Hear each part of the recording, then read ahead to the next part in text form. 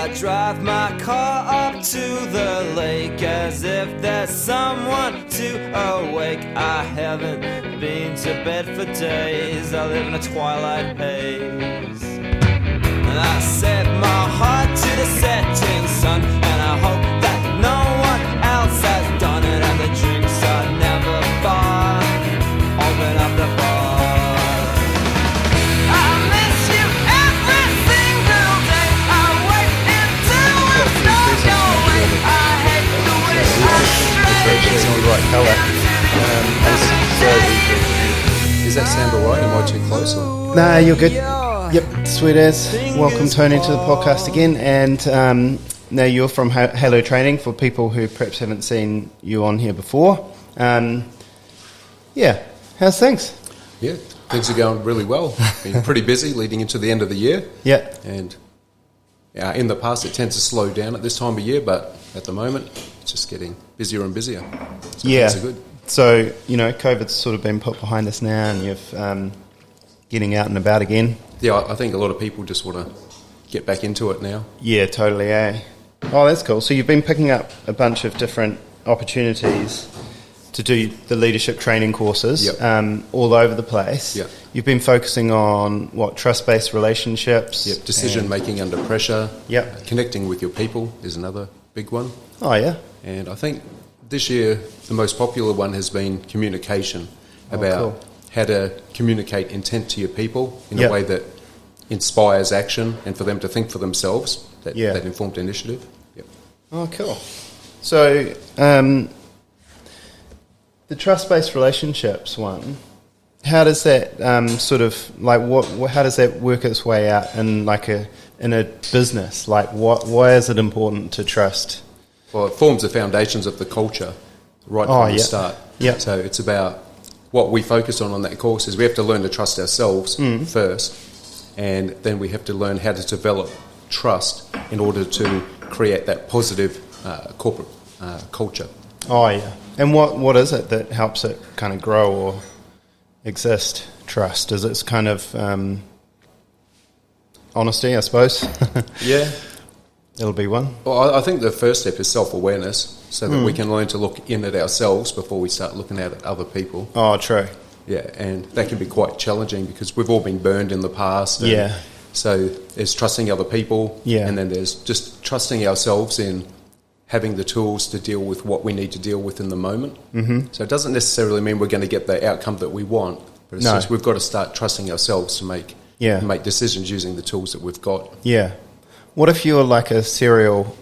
What if you've just been making heaps of mistakes and you're kind of like, how can you trust yourself? Or is there an honesty in that like admitting that you're making mistakes or something? Yeah, well, I guess it comes back to that self-awareness and identifying, is my ego a part of the problem here? Yeah. I keep making mistakes, but it's everybody else's fault, not mine. Yeah. That's a big one that we see quite often. I'm absolutely guilty of that in the past. Yeah. And sometimes still to this day. I think we all are, totally. On so many different levels. Yep. We love to point the finger and blame other people.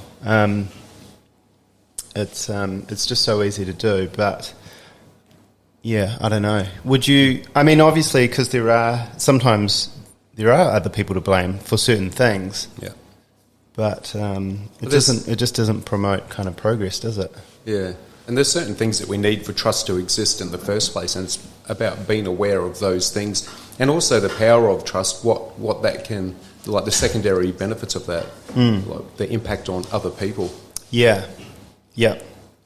I remember when I was in Iraq, my role was a tactical commander of a team, and we went to a women's prison in Baghdad, and when we went inside, the first thing I saw was this little girl. She was about 6 years old, the same age as my daughter right now, actually.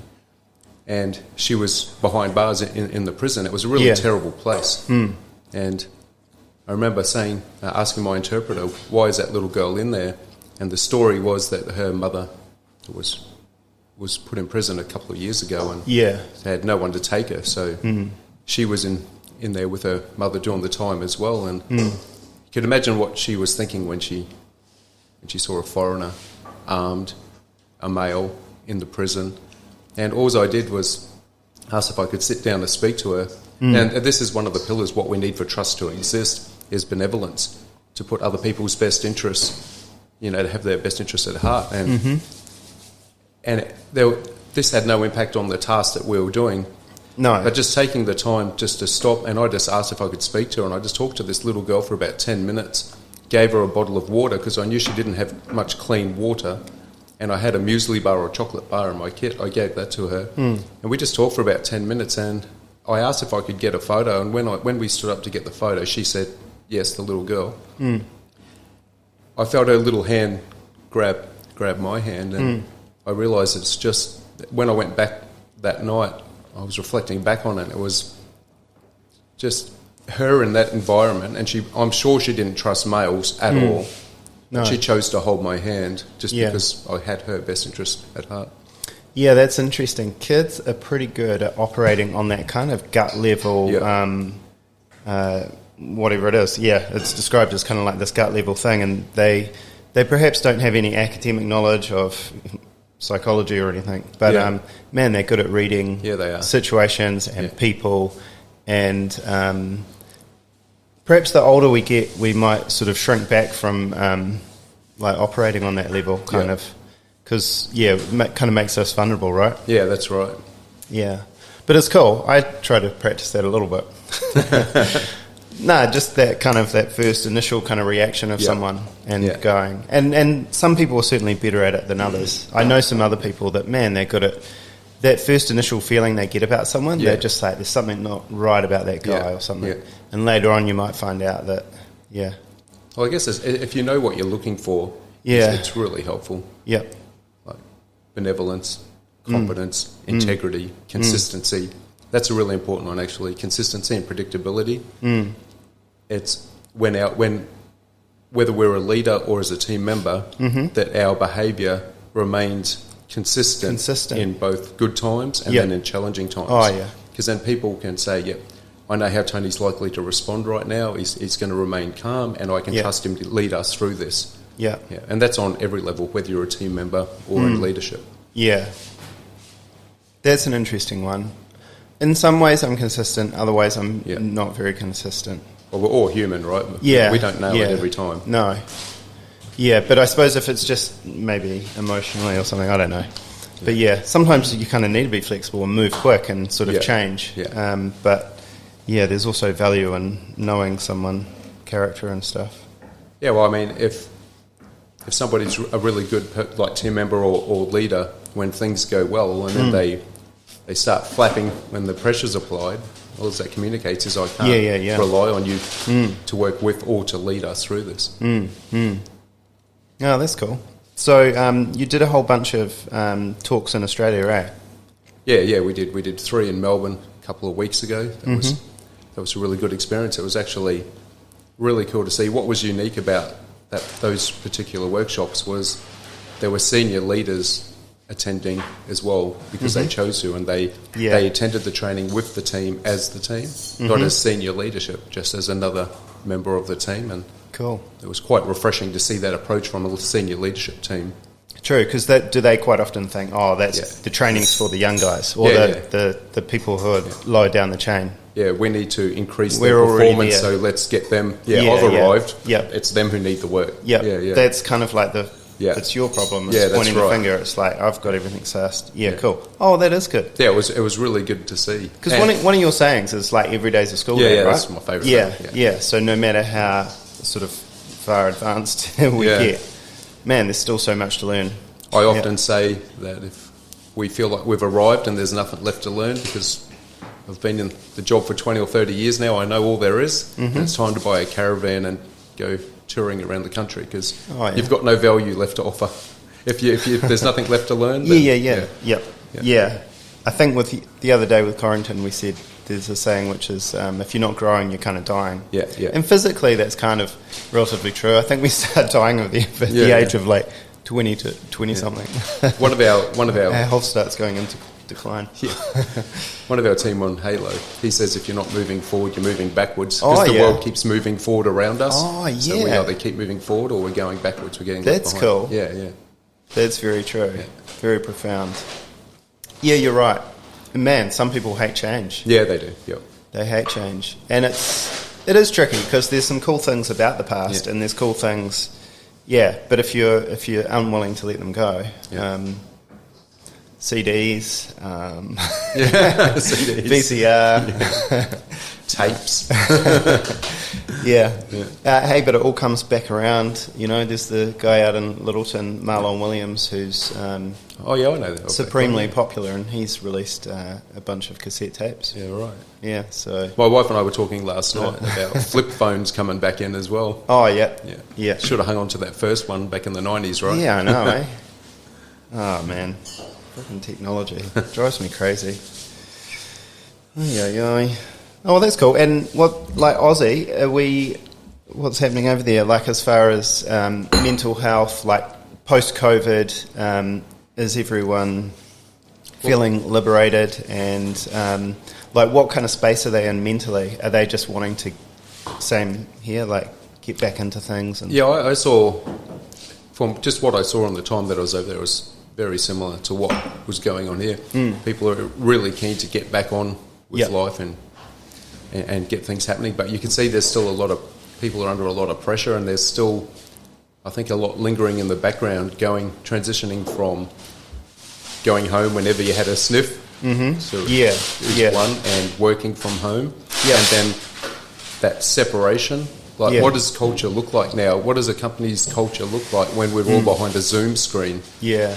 And trying to re-establish that corporate culture, that cohesion, that teamwork, and that sense of belonging in the team is probably the most obvious observation from our side. Yeah.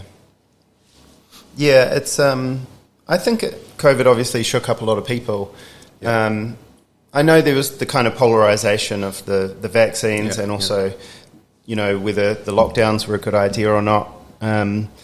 But putting that aside and just looking at the general population, there was so much, you know, there was so much nuance in it, and everyone, it wasn't just black and white. No. And I think no matter where you were on that kind of spectrum, it affected people. Yeah. And people kind of questioned, like, even the ones that were kind of pro the political party that was in power at the time, or pro the vaccines and pro the lockdowns and stuff like that, I think it still kind of shook them a little bit. Yeah. And that, I talked to a guy yesterday and he sort of expressed that kind of thing, even though we had probably quite different views on it. Yeah. I guess the most disappointing thing about that polarisation was we're all entitled to have our own thoughts, and we don't have to agree with each other, but we shouldn't really attack each other because they don't believe the same thing I believe. It was quite a thin veneer around society, like that is quite easily damaged. Yeah, and rather than acceptance and trying to come to that shared understanding, it's like you're with us or you're against us. Yeah. Do you think that, like, you've got the political thing, you've got the media, like, do you see it played out in people's, like, just on a macro level and on a micro? Is macro and micro the same thing? Opposites. Opposites, cool. Phew. I thought I was saying micro and micro. But, you know, like, do you see that in, like, everyday people? Are they, because it's a trust issue, right? Yeah. Like, we think that there's, society is not going to kind of fall away from us. Yeah. And it's all, like, it's consistent. Yeah. But then we saw that variation in it all of a sudden. Well, that ties in with, like, what Tony said, and, like, we don't like change. And, you know, the COVID stuff, and even the earthquakes in Christchurch, that gave society a shake-up. Yeah. It's like, society isn't necessarily going to be like we think it's going to be all the time. It can change real quick. Yeah, and so on a mass level, it's created a trauma, without a doubt. Yeah, true. On the positive side, it also really highlights how important it is that we come together and not just have that polarisation. Yeah. Because what we're seeing is if we don't just have that shared understanding and accept each other and move together as a unified community, then you start to see things start to fall apart. And I just see that in workplaces, people will work really hard, and if they got poor management, they're not appreciated. But the people as you know, they just want to be acknowledged and appreciated. Yep. They want to be part of that group. And if there's other benefits in that, that's cool. But the main thing is a need to be part of that group and feel valued and wanted. And that ties in with that whole trust thing. Yeah, that's right. It's so important, isn't it? And sometimes you get comments on these workshops where there's certain industries that are classic for it. And it's like, what, you want us to give somebody a hug for doing their job? Oh, yeah. And it's not about that. It's just acknowledging when somebody did their job. That's a good job. They're doing it, and that should be recognised, not just pointing out all the things that they're not doing well. And it's simple things like, hey, great work today, I really appreciate that. And that's it. And when people feel valued, you're bringing everybody together. They want to work with you, they want to work together, and they want to get the job done. Yeah, and they feel a sense of pride and all that sort of thing. So that's like the positive parabola. It's the opposite to negative projection and gaslighting. There's so much gaslighting, and that can be so subtle and like ruthless, just nasty. Yeah, that's why knowing what to look for in trust is so important, and not just in other people. If you know what you're looking for, we should be first looking in at ourselves. Am I displaying, like the pillars of trust? Because we can't expect anyone else to change if we're unable to change. Yeah, that's right. Yeah. Do as I say, not as I do. Yeah. Yeah. That is. And there's a thing about being real as well. You can express like a benevolence, but if it's kind of fake, if it's fake, it's like we were talking about before. The child can see right through it. Yeah. And most of us can see right through it. You get that shitty feeling in your gut. Yeah. So it's got to be real. Yeah, that's right. And I guess a lot of people, from what I've seen, seem to be struggling with just that trust within the team, because everybody's been working from home, and it's almost like in some cases people seem to have forgotten how to work with other people and to reconnect with each other. Yeah, those simple things like the chat around the water cooler or in the smoko room. Yeah. Because otherwise we're just talking to each other on Zoom when we've got to talk about work, then we turn Zoom off and we just keep working by ourselves, right? Yeah, I think what Milton mentioned before, there's a slight underlying trauma maybe of, what went on, and, there's this idea that we can't trust the government, we can't trust the media, and maybe it's sort of just kind of playing its way out into everyday relationships and stuff. Yeah, who can I trust, right? Yeah. But... yeah. At the end of the day, you have to trust yourself. Yeah, that's right. And then you've got the solid, immovable bedrock, hopefully. Yeah, well, when you can trust yourself, there's an element of confidence that comes along with that as well, and other people see that too. Yeah. It becomes a part of that consistency and predictability. Yeah. And when people with confidence around it's that whole effect, that ripple effect. Yeah. Then I'll remember my confidence. Yeah. And then you get pushed onto the positive side again. Yeah. I guess it's interesting where we're moving into that. There's a lot of attention now around that mental health side coming out the other end, and you can see that there are a lot of people struggling with it. And I think, and that's fine, man. Struggle's fine. But, but we do have pretty awesome resources in us naturally. Yeah. Well, struggle's kind of good. It's good. Yeah. Yep.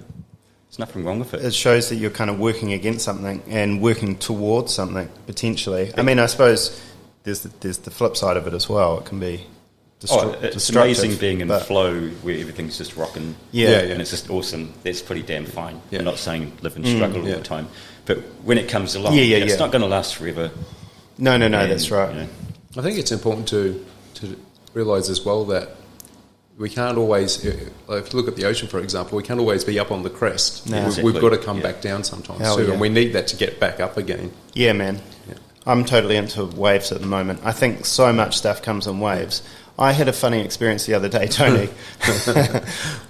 Sam and I did the St. John's course, and we signed up to this app called Good Sam, which is funny for Sam because she's called Sam, Good Samaritan. And we got, you do the first aid course and they encourage you to sign up to this thing, and it sends out a little alarm to your phone on the app whether there's an emergency nearby and someone's basically dying and they need you to get there perhaps before the emergency services. Oh, that's pretty cool. So it happened and it went off, and I said to Sam, do you want to respond? You get a choice. Yeah.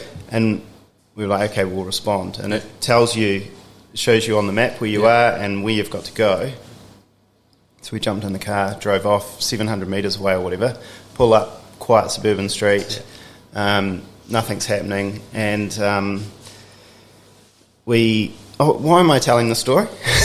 Let's just hear it. Let's just hear it. Yeah, let's just hear it, man. Okay. We were talking about waves. Oh, waves. Waves, Yeah. And yes, completely unrelated. Nah. It's all good. Let's just see where it goes. Yeah. Man. So we'll wind this we way pull back. up, quiet suburban street, jump out, go to the house, the address that it says, knock on the door, no one's around, dead quiet. It's a perfect house, and someone answers the door, and we're like, we're first aid responders. Do you need our help? Do you need help? And he was like, yes, it's my wife. Come in. So we went in, and I said, is she responsive? And he said, no. We were like, okay. And he led us into his bedroom, and his wife was lying on the bed, and she'd passed away. She was like dead. So we went, and we said, well, have you been performing CPR? And he was like, yes. And I was like, do you want us to continue? And he was like, yep. So we picked her up, popped her on the floor, and continued with it. And and then the emergency services turned up later, and they sort of knew the woman, knew the patient, and knew him, and sort of said, well, she's at a stage where we don't sort of take this any further, and we don't really perform CPR, or it's not appropriate, or something or other like that. So I sort of backed off and things like that. But watching the grief wash over the man was like waves, and like, emotional waves, and it was, it really kind of resonated with me and reminded me that, because 1 minute he was fine, and then the next minute he was almost like physically hit by the grief, and he would double over, and it was almost like a wave hit him from behind, boom, and would like knock him over, kind of, just with that kind of grief and emotion. It was It's an pretty intense full-on. story, Dave. Yeah, sorry, Tony. Well, that was also the first time you'd seen a deceased body, right? Yeah. It was, it was a valuable experience, I suppose. Yeah, put it But that way. I'm sure you knew straight away she's probably deceased. So that's what I found when I saw my first dead body. It's like, oh, this guy's dead. It's like, oh, it's just nothing. But Yeah. it was kind of interesting. Yeah, that's right. Yeah, there's the cold hard reality of a situation, and then there's the sort of, obviously you realise that is a person, or was a person, and there's And a part of them not there. you might feel that way initially, but then later on it hits you. Oh, Yeah, for that's sure. right. Yeah, the No, reality. you realise Yeah. that body, which is just a body now, but it was a person. All that. Yeah, absolutely, of course. And I mean, we were there, and he lost his, kind of partner in life. Who, I don't actually know anything about the situation in general, but potentially, you live a life with someone, you go through all of these highs and lows of, marriages and weddings and having children and stuff, and then it's just gone. Yeah. So kind of fascinating. But I don't know. That was my wave story. It was a bit random, wasn't it? Well, those waves go on for years. Those waves of grief. Yeah, true. They'll Yeah. suddenly come up, 2 years from now, and you're like, whoa, you have a cry or something. Yeah. Yep. Yeah. It's kind of like post-traumatic stress disorder. Yes. But your body's still processing this Yeah. stuff unconsciously or whatever. Yeah. Yeah, it's Yeah. fascinating. Yeah. So I've been down that It road is. myself with the PTSD, and as you both know, and that's the one thing about it is even with the tools, it comes back. It's something Yeah. that for me personally, I've got to chip away every day, Right. to keep going. But does it lessen? So is time a great healer? It Or- is. I yeah. guess the hardest part is confronting the underlying issue in the first place. And Like that's being where kind of honesty and having just, that good look in and just Yeah. accepting that happened, and there's nothing I can do to change what's happened. yeah, And what do I need to do to keep moving forward? And yeah, there's no guarantees that it's going to be easy. I'm sure for almost all of us, once we learn the tools, I don't feel it's ever easy. It just becomes easier. And sometimes you'll have times where you think it doesn't affect you, and then one day you'll just wake up and you've really got to force yourself just to get out of bed and just keep on going. yeah, yeah, I found what was really helpful for me was just simply having purpose. That in order to move forward, once we've been able to accept whatever the underlying issue is and acknowledge it. And then you learn how to apply the tools, and that's the hardest part. It's easier to do nothing. Yeah. The problem is nothing changes. Yeah, that's right. Yeah, and it's harder to actually apply the tools. But the reward is almost instant, and then down the track it just lightens the load. I guess in time it gets a little bit lighter. Yeah. But sometimes it comes back and you've just got to... Yeah. It almost feels sometimes like you're starting again, and you just got to... Yep. But I guess the beauty of that is you know by that stage what's happening. Yeah. You know that it's going to be challenging, and you know that once you apply the tools, and it'll pass. Yeah. It'll get better again. But with that whole mental health thing, there's quite a negative stigma. That's changing quite a lot over maybe the last 5 or 10 years, which is great. Yeah. But you can see it in the workplace sometimes now when we run some of these workshops. There's a lot of people kind of making fun of others who are struggling. And sometimes I've found that it's those people that are making fun of the others that actually have those issues that they don't want. They're projecting out on other people, so they don't have to look in at themselves and say, "Hey, maybe I need to do some work." This that's is actually the classic deflection. Yeah, it is classic. Yeah, and I guess that's a part of benevolence too, right? When we're man, I think if we get a bit wiser or whatever, and you've been through some stuff, you can see what other people are doing. Yeah. Then a benevolent person knows, I know what's going on. Yeah. But they'll still hold a love and a trust for those people. They're not going to start, you moron or whatever. Yeah, that's right. An idiot might do that, but that's benevolence. And I think with our trust-based relationships, one of the biggest things I've noticed is most people don't actually know what to look for. No. Like, what does trust look like? Exactly, yeah. So how do we trust ourselves, and how do we inspire a trust-based culture at work and even outside of work if we don't even know what trust looks like in the first place? Yeah, that's huge. I think we've become cynical as a society towards some values like that, like trust and all sorts of values that were held like real tightly because and they've kind of been devalued. Just through consumerism and all sorts of things, like the way that we get sold stuff and things like that, and the way that fear is used against us. I think it's kind of undermined us to know that those actually are real things and they do matter, and they are important to hold together society and stuff. Because it creates a common... Because like you say, perhaps you don't have to agree about everything, but you might all agree that trust is a good thing to have and honesty is a good thing to have.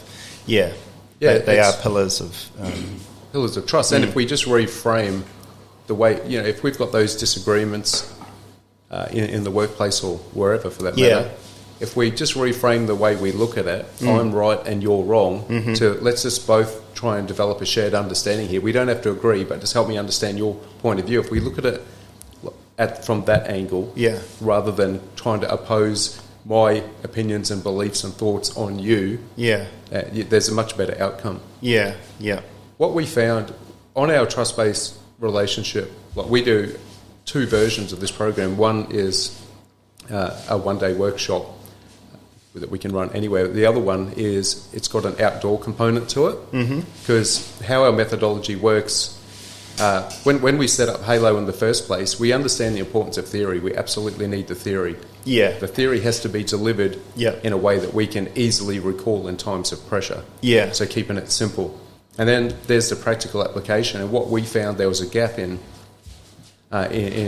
especially around professional development, is that opportunity to practice applying these tools. Well, that's what the CPR thing, like after doing that course, the woman said, if you don't use it, you'll lose it. And so we happily, and I think, thousands of people must go along to a course. They learn the principles of CPR and then, it's not something they get to use. And it just wears away and sort of dissipates, and then they do another course in 2 years or whatever. But man, what you gain from those experiences, it can be challenging and horrible, but man, you'll kind of never forget it, and you'll learn more.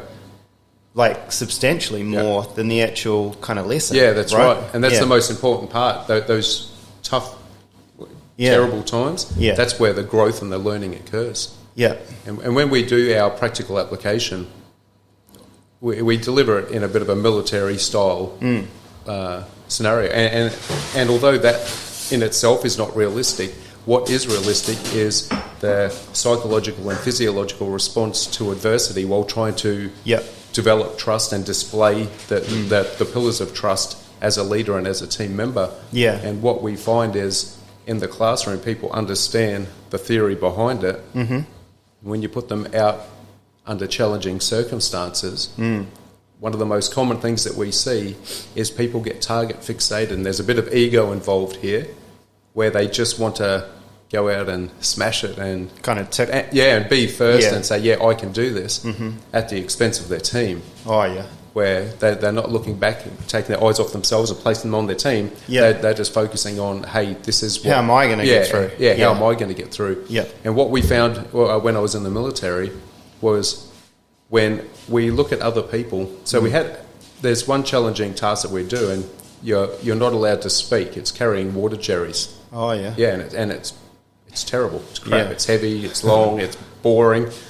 And when they call it silent running, and when you're not allowed to speak to anybody, you start to sort of go in your own head, and you can look for reasons to justify quitting or giving up. Yeah. You start to project your thoughts out on other people because you're not allowed to speak, and they're usually negative. And then what we do in that silent running, and we do this on our programs, is our team leaders are the only ones who are allowed to speak, and they're only allowed to speak if they're providing positive influence to the team. All right. Yeah, and what that does is... That's an awesome role. Yeah, it really is. And what that does is you get rid of that negativity, and people start to come together, and they develop trust within the team because no one's getting humiliated or punished. Yeah. They're not getting distracted by the negativity of the moment.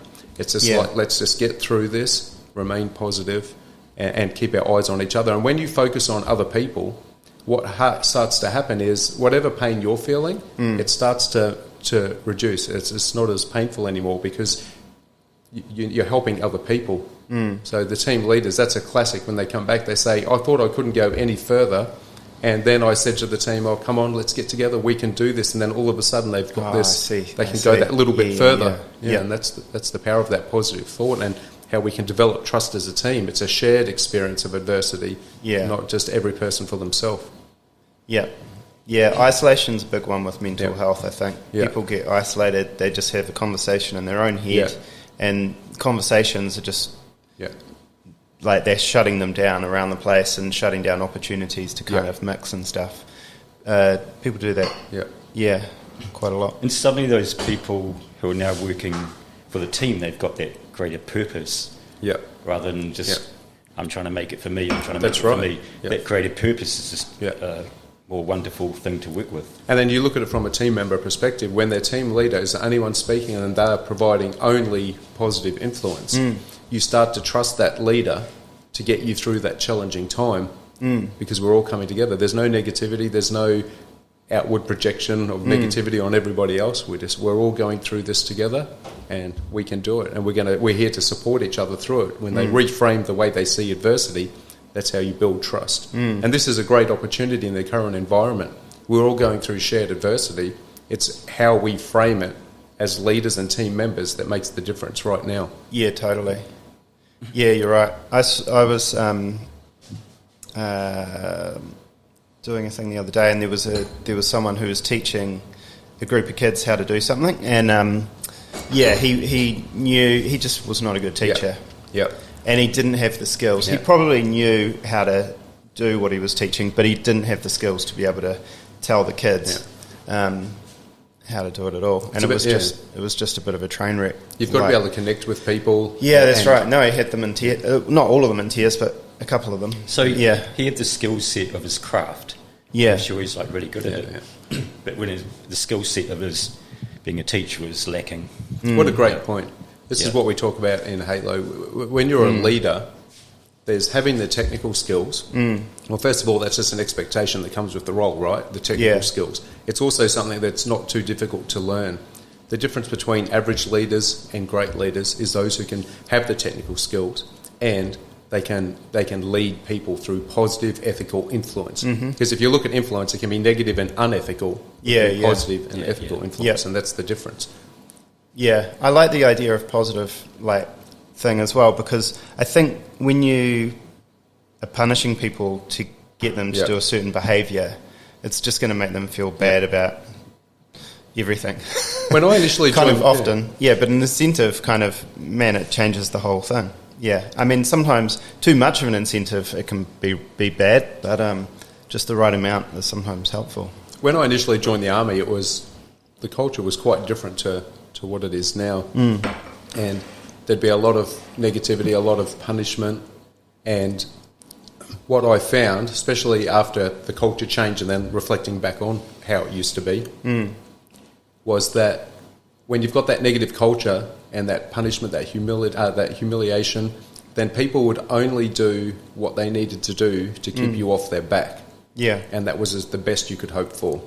And when you change that approach to positive influence, then people want to work for you because they choose to. Yeah. And they want to please you, but it's their choice to do that. Yeah.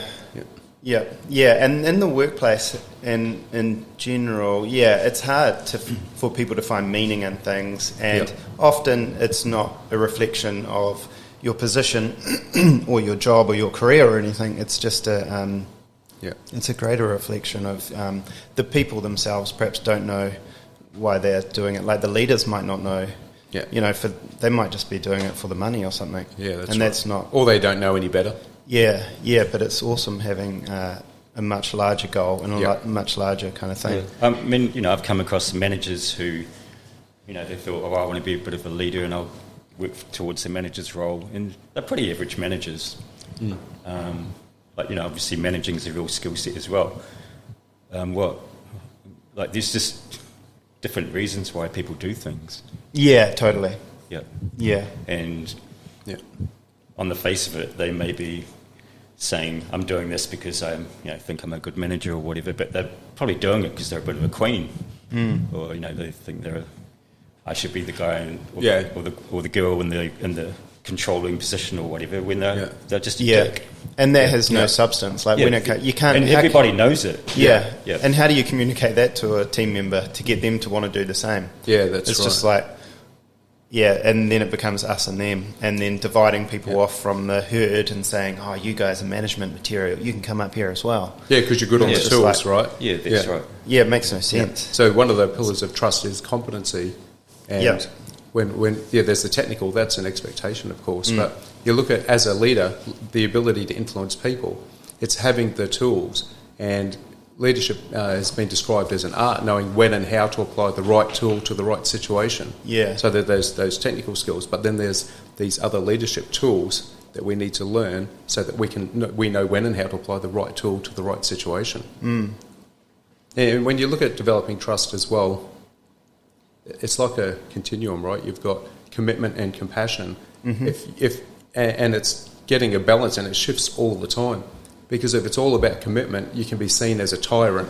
Yeah. But if you go too far to the other side, that's right. People look at you like they can just walk all over you, and they won't take you seriously or respect you. Yeah. So you've got to be able to slide left and right as required, and that's for different people and for different teams at different times. Yeah.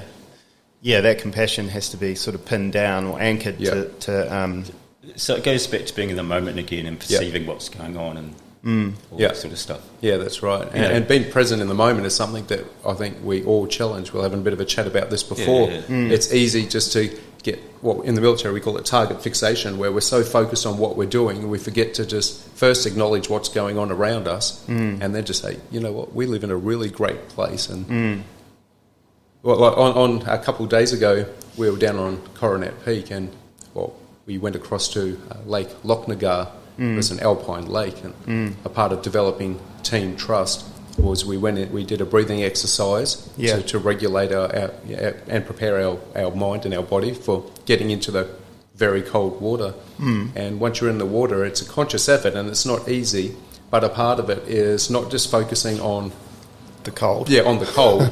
But just look where we are. We're in an alpine lake up in the mountains. Yeah. And then all of a sudden, what seemed initially so challenging just didn't seem as challenging. Cool. Once you can develop that mental presence and just be in the moment. Yeah, that's right. Yep. I try and do that sometimes. I'm trying to relate it to myself. Yeah. When I don't want to, like when we go up to the Marlborough Sounds and sometimes I'll have like a slight fear Yeah. of, any fear can kind of set you off and put you off doing something. But jumping off the back of the boat into that water, which is just kind of endless, and perhaps thinking, oh, there's a shark down there somewhere, he's going to get me. The only shark in the bay. Yeah, exactly. But just kind of pushing through that and going, nah, that's crazy. Like, this is only happening now. If I don't do it now, it's going to pass. That time's going to pass, and I'm going to kind of, well, maybe you might not regret it, but you might not live that moment to the fullest. Yeah, I found the best tool, but probably one of the most difficult at the same time to learn to apply, is just how we frame the situation. Yeah. There was a time in Afghanistan when I was a team leader leading a 3-vehicle convoy, and we got tipped off that the Taliban were just 300 metres to our front, ready to conduct an ambush, hit us as we were driving past. Yeah. And the initial thoughts, and it was quite negative, because I could see 300 metres ahead. I knew what was going to happen. But the important thing there to regain that composure was frame it in a different way, so I didn't get, bogged down in the noise and the negativity. Well, in that case, there were sharks. Yeah, and they saw us. They were waiting for us, right? Yeah. But reframing it, and I remember the one thing, because when I felt that negativity, it was a conscious effort. Hang on a second, reframe this. Yeah. I was like, this is good. I know exactly where they are, because I could see exactly they're going to be on the left-hand side of the road. Yeah. So, most ambushes you don't know until you get hit. Yeah, true. And in this case, this was good. right. I knew exactly where they were, so that made it quite a lot easier. Obviously, I made it. Yeah, well, I can relate to that maybe with a traffic cop or something. Yeah. I know where the sucker is. Yeah. Yeah. That reframing and like difficult conversations is something that comes up all the time in our workshops, and it's about reframing the situation. And it's, we've already covered it a little bit now. It's whether we're the team member. Let's just say it's between a boss and a team member. The team member thinks they're right. The boss thinks they're right. So everybody goes in high level, and nothing good comes from that. It's about reframing it and saying, rather than I'm right and you're wrong, I just, as a team member, maybe I should listen to what the boss is trying to say so I can understand their point of view. And then the boss, well, I don't have all the facts yet, so let's just develop, let's just achieve that understanding, and then we can move on from there. And when you frame it like just achieving that shared understanding, it takes the fight out of the mental side of it. Well, you're trying to put yourself in their shoes and understand their perspective, understand what they're talking about, and rather than going in and saying, right, I'm going to tell you how you screwed up today. Because we don't know all the facts until we've had that conversation, right? No. God, and we're just such complicated creatures. Yeah. It's unreal, man. Yeah. Hey, leadership, every day is a school day, right? It's just a lifelong school. Well, and it's kind of like survival. People are trying to not be taken down a notch. They're just trying to maintain their position or increase it and not at the lose expense of others. Totally. But if you're number 15... But it's their fault, Tony. Yeah, that's right. That's right. Yeah, it's our fault, it's like the tall poppy, right? Yeah. New Zealand, Australia. Yeah. There's plenty of that. It sucks. It sucks. And it's so detrimental to good stuff. Yeah. And that's, it's not easy to stand up to those tall poppies, and it comes back to being able to trust ourselves. And, if we reframe that as well, we know that people are going to try and cut us down. It's great, isn't it? When you look at people, it's always a focus more on the negative side of things and trying to bring people down when they're doing good things. Why is that, right?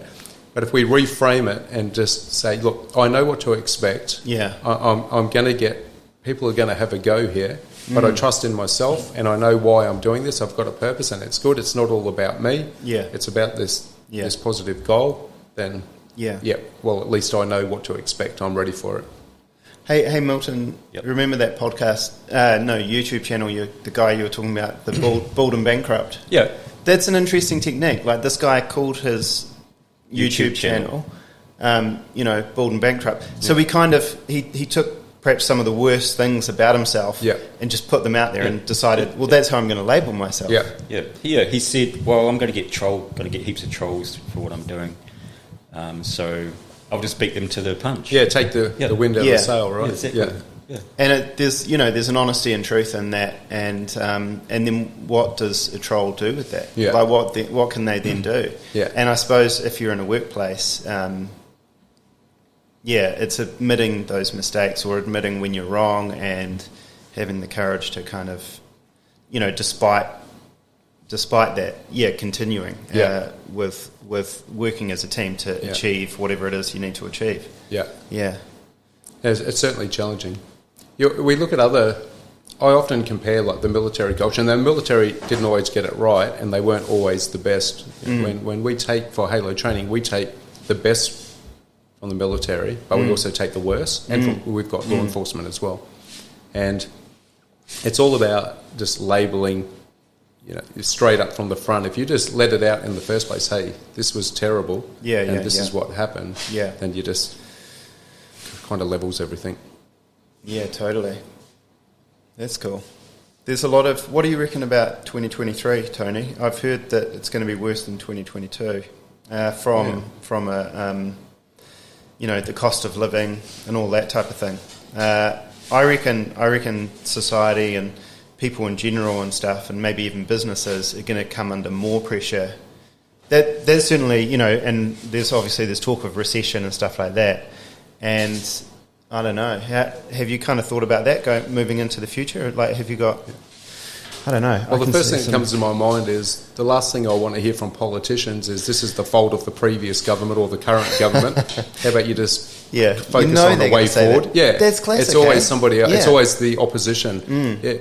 How are we meant to trust them when all they're doing is going backwards and forwards against each other? You know what? Just tell us what to expect and help us navigate through that. So that's insane, Tony? Yeah. And it's not going to happen. Yeah. It's probably... And that just sort of trickles down through society, through businesses, this idea that there's this all-powerful kind of entity which just takes no responsibility, and there's a lack of accountability, and there's all this finger-pointing, like you say. So it's kind of, we're being modelled this behaviour at our highest at the highest level. Yeah. You look at Question Time, that's a classic, right? Yeah. They carry on like...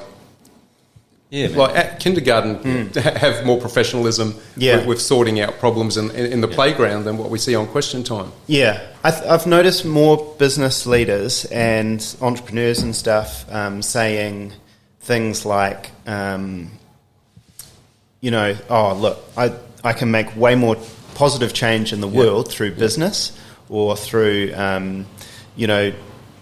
charity organisations than in government. Yeah. And then... it's sort of almost a self-fulfilling prophecy, because it's going to be very hard to attract genuine people into politics and that are there for the right reasons, because, a lot of people look at it and they go, well, potentially I could have a business, make profit, and then I could do good things with that money and create real change that can't be stolen from me or can't be suddenly switched. Wouldn't it be interesting to get any political party all in a room and then ask them to write down what is leadership? And to see, because I'm almost certain I know what the answer is going to be. Every single person will have a different idea on what leadership is. So there's no consistency, which is one of the pillars of trust, right? Yeah. So if you can't clearly articulate leadership as a party, then how do you know you're doing it? And what does good look like? Yeah, I think that is a big problem. That's a sort of a society-wide problem. Well, you're talking about macro and micro before, Dave. So that's an example of what we're talking about at the macro level. All the negative. That's right. And they're in it for the wrong reasons. They're not there to potentially lift. Some of those people, I don't know, it's like theatre. It's like, well, I didn't go into theatre, so I went into politics. There's definitely links there. And it's like, man... they got loud voices and blah, blah. And this is when leadership counts the most, right? We're going through this extremely challenging time together, and it's squabbling at the top. It's always been the way. Trying to knock down everybody and try and find all this, all this dirt on the opposition. So it's like, I was right, you were wrong. Vote for us. But I think moving forward I feel actually quite positive. I'm looking at it from the perspective of what possible opportunities are there with the way forward and the way things are going. I don't know how it's going to turn out, but I think there's going to be a lot of opportunity and a lot of new and different opportunities, and just have that focus on that moving forward. Yeah, totally. Oh, that's cool.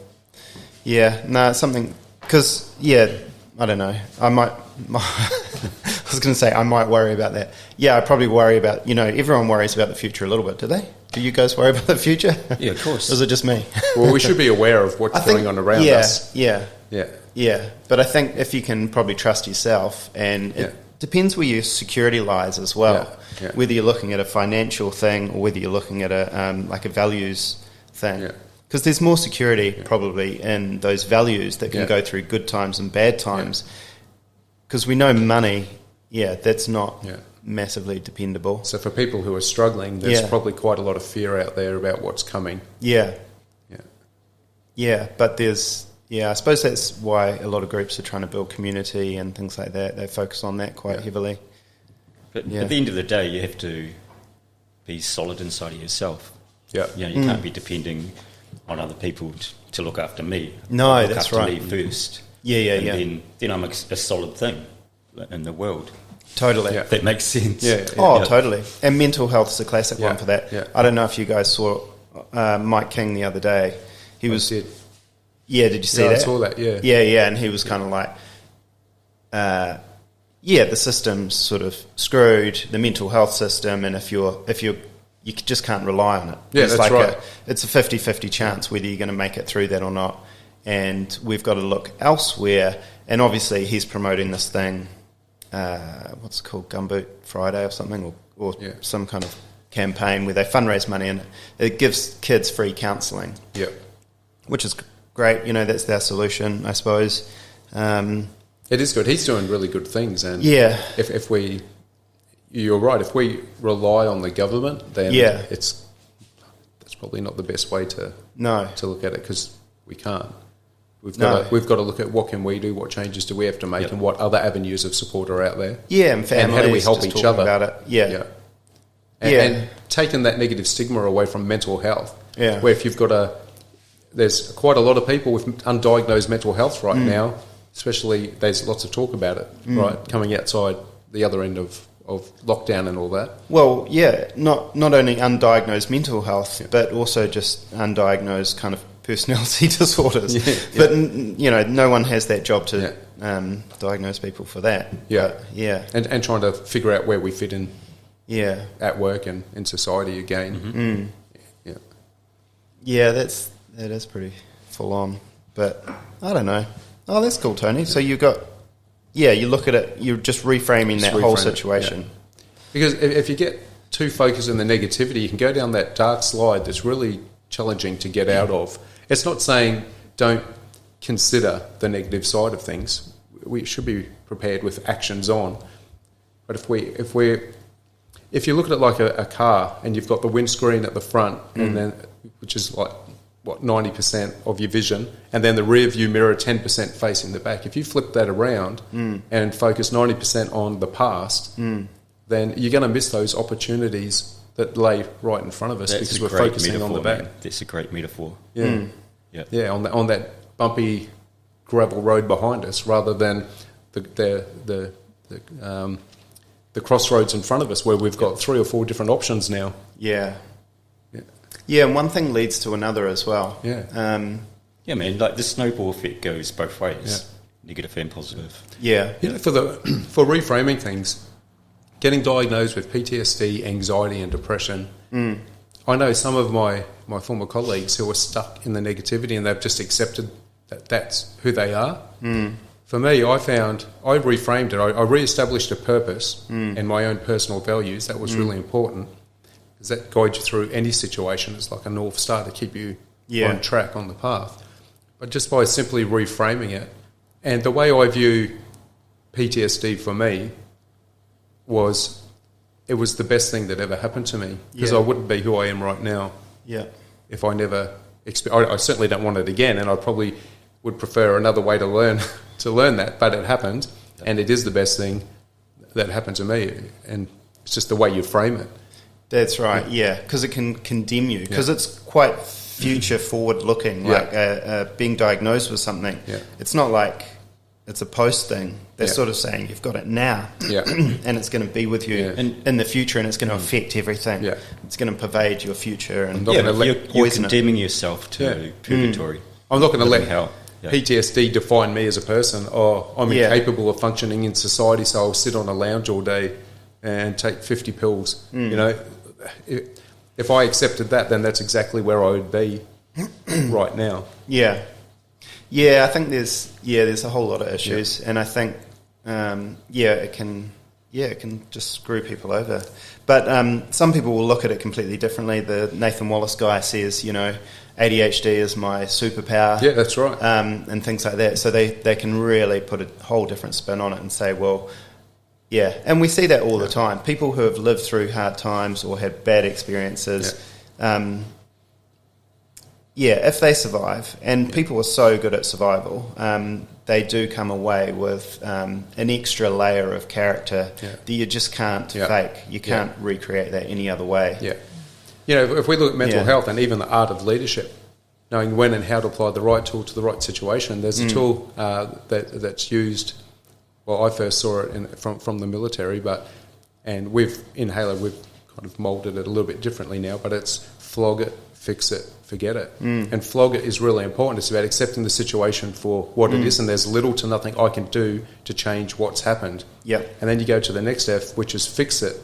What do I need to do right now to work towards a more favourable outcome? Yeah. And when you've got these three Fs right, so we're at the second F right now, what that does is I've made a conscious effort to accept the situation, and I'm now focusing my thoughts, my attention and my actions on working towards moving forwards towards a more favourable outcome, because it's between those 2 points where we can get stuck in the negativity, and it could be the difference between not moving forward or moving forward.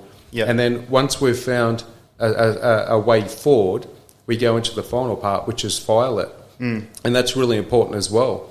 We don't get stuck in the negativity. We go back to that windscreen and rearview mirror analogy. We've got to again acknowledge that was pretty crappy situation. Totally. But what did I learn from it? Yeah. And how can I move forward stronger now? Knowing what I know now coming out the other side of that. Yeah. And then it's about remaining, that positive frame of coming out the other side. Oh, totally. Yeah, that's a really helpful tool for me. Is the three Fs. When I find that my thoughts start to scatter in challenging times, it's like, hey, hang on a second. Here's the cards I've been dealt. I can't do anything about that right now. What do I need to do right now to keep moving forward? And then coming out the other side again, that was really important. Not to get bogged down in that negativity of the situation, especially if it was like it didn't pan out the way we wanted. Yeah. It's like, okay, it's pretty terrible. What have I learned, and how can I use that moving forward? Yeah, as a positive to help me. And I think there's so many people that can't even be honest about the original thing. Yeah. They can't even acknowledge it for being what it was, or identify it, or and we're just too hard on ourselves. We are. Yeah, we're not perfect, man. Being a human is tough. We make crazy mistakes, and then what's the point of beating yourselves up all over? And then you've got that, and then you add the fear of being judged or ridiculed and humiliated, and then not knowing what trust looks like, or having the tools to move forward through the moment and stay on track. Yeah, it's an interesting balance, isn't it? Because there's that real drive towards performance these days, which is all about kind of success and achieving stuff, and how do I operate at this optimal level. This is a really good point, Dave, because which is great, but you've got to balance it, right? Yeah. And when you look at leaders, we have this idea that we have to be unbreakable. Yeah. And that a lot of people look at servant leadership the wrong way. I've seen a lot of this on LinkedIn and so forth. They're really hammering servant leadership recently. But they say that it's not right to put yourself before everybody else at your own expense. Like go and burn out and so forth. Yeah. That's not what servant leadership is. The first thing as a leader is we have to be able to take care of ourselves first. It's like that whole, that old saying on the aeroplane, in an emergency, you put your own air on before you give anyone else their mask. As leaders, we've got to be able to look after ourselves. That's the first thing. Servant leadership. Once we've got that, then we provide our teams what they need and when they need. That's what self-leadership is. It's not about burning yourself out to help your team. It's about being able to look after yourself, lead self, before you can lead others. And a classic is in the military. We call the people we work with, our colleagues, brothers and sisters. Yeah. But in business, they're called just colleagues. And yeah, Or worse. or worse. Yeah, that's right. Yeah. Yeah, classic. Yeah, the leadership thing's crazy, and burnout can become, I think. Yeah. It's a weird one, eh? Like, it's a terrible thing, but it can almost be worn as a badge. Like, I've like worked myself to the bone and sort of trash myself for the greater good or something like that. And it's just like, well, potentially, it's not produced like I was talking to better way. Someone a while back, and she said, I've had been burned out 3 times or something in the last 2 or 3 years. Yeah. And it's like, I think she's on the track to have another one. Yeah, right. And I don't know how she defined what a burnout, being burnt out or whatever it was, but it's like she just seemed to be repeating the same stuff. There's different layers, different levels to that. It's really interesting if we're a team member or any leader of leadership below the top, then sometimes that requires a difficult conversation, the hard truth to who's in charge. And unfortunately, a lot of people are afraid, maybe because of the stigma attached, maybe because if they show that vulnerability up, because if the top don't know, they don't know what they don't know. So if we don't say anything, what's going to change, right? Yeah. If we don't make any effort to change it. So sometimes we've got to give that hard truth. But there are times too, in small businesses especially, where there is nobody else and there is nobody else to speak to. Totally. So for me, I've experienced that. PTSD is really terrible for just accelerating that sort of burnout process. I had to change my lifestyle, and rather than staying up till 10, 11 o'clock watching TV, I go to bed at 8 o'clock now, and I get up at 4, because for me, in the morning, I'm at my best. Yeah. So I'll take the time, like my wife and I, we exercise, we try and eat healthy as much as we possibly can, and we make those little changes. So rather than just being a zombie watching TV for 3 hours, I could be sleeping when I'm at my lowest, if you know what I mean. Like, there's nothing left in the tank. Go to bed early and wake up 2 hours. If I sleep in on a Saturday and get up at 7 o'clock, that's a 3 hour sleep in. And I'm up at 7, and the whole day's ahead of me. Yeah, full on. There's it is difficult. Because we want to make those improvements. Have you heard of that thing, 1% better every day? Yeah. That's a tough one. I kind of have mixed kind of feelings about that one, because I feel like, one, it's kind of, when you kind of think about it, it's sort of unrealistic, but then other times it's like, there is a requirement for growth. There's another way of looking at that, Dave. But it's just like looking at our lives and saying, if we're going to look at it from that perspective, what's one thing I can do today that will improve my day tomorrow? And it might be going to bed early, it might be drinking more water, it might be just going for a 20-minute walk, it could be reading a book before bed instead of watching TV. Like, there's lots of little things that we can do that can improve our ability to manage ourselves and to reduce burnout as much as we can. Sometimes I say to myself, what's one little thing that I've got control of now and what I can do? Then I go and do it. It doesn't have to be anything particularly big, but it shows me that I can break out of a negative cycle or whatever. And then, that just starts to amplify. And by developing a positive daily routine, that's really helpful as well, where possible, if we can have that, where I know I'm going to get up at 4 o'clock every day. I know exactly what I'm going to do. Now, sometimes you can't be rigid because things change and you have to be flexible, but I've got that daily routine, and I know because of that routine, I know that I'm at my best up until 4 o'clock, and around 4 o'clock in the afternoon, I start to wear out. I think I've used up all the decision-making capacity in my brain, but I also know at that time that things are quietening down because we've set our routine that the tempo slows down at that time. There's that wave thing again, Dave. Yeah, true. And also to limit to 2 coffees a day. Sweet. Hey, thanks for coming in, Tony. No, thank you. I'll pass you the breakfast menu. Thank you. Cool.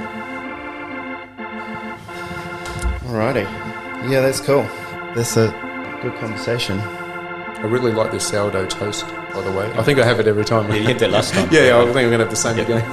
Cool. Really Sweet as, Tony. Thanks. Well, all the best for the rest of the year. Yeah, you guys too. Yeah, thank you. All right. See ya.